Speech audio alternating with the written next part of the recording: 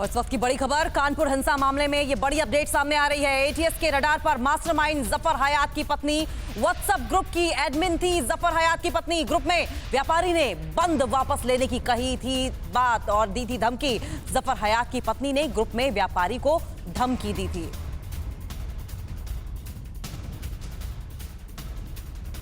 और इसी खबर पर और ज्यादा जानकारी के लिए प्रीति श्रीवास्तव हमारी सहयोगी लखनऊ से जुड़ गई हैं। प्रीति, व्हाट्सएप ग्रुप की एडमिन की बात सामने आ रही है, जफर हयात की पत्नी, क्या कुछ बड़ी अपडेट है इस मामले में? किस तरीके से इस जो कॉन्स्पिरेसी है उसे अंजाम दिया गया? बिल्कुल आप ठीक कह रही हैं, क्योंकि जफर हयात वो है जो कानपुर में जो घटना हुई उसका मुख्य आरोपी जो था वो जफर था, और ये जो है जो ग्रुप एडमिन थी वो जफर की पत्नी थी।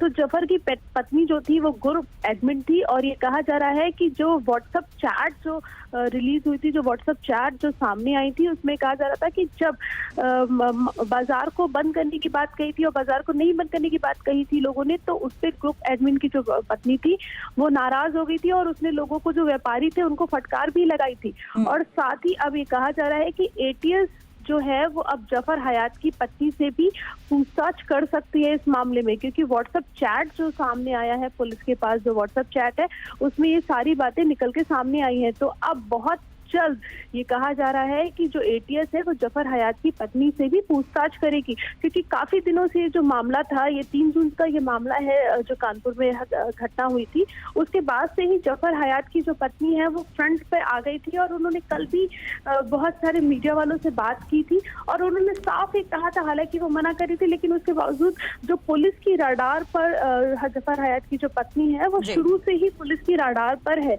और जिस तरीके से उनकी एक्टिविटी देखी गई और जिस वजह से जो पूरा जो मामला है उसमें जिस तरीके से जफर हयात की पत्नी जो है वो पूरी तरीके से एक्टिव नजर आ रही हैं, तो उसको देखते हुए पुलिस की रडार पर वो पहले से ही थी और अब एटीएस की रडार पे भी प्रीति आ गई है। बहुत बहुत शुक्रिया प्रीति, आपका आप नजर बनाए रखें, आगे भी इस पर आपसे अपडेट देते रहेंगे। तो एटीएस के रडार पर इसलिए भी जफर हयात की पत्नी है कि उन्होंने इस हिंसा को एक तरीके से इंस्टिगेट किया, क्योंकि व्हाट्सएप ग्रुप में जब बंद को वापस बुलाने की मांग की गई, इस पर उन्होंने नाराजगी जताई थी। अड़ी सोमवार से शुक्रवार शाम 6 बजे सिर्फ TV9 भारतवर्ष पर।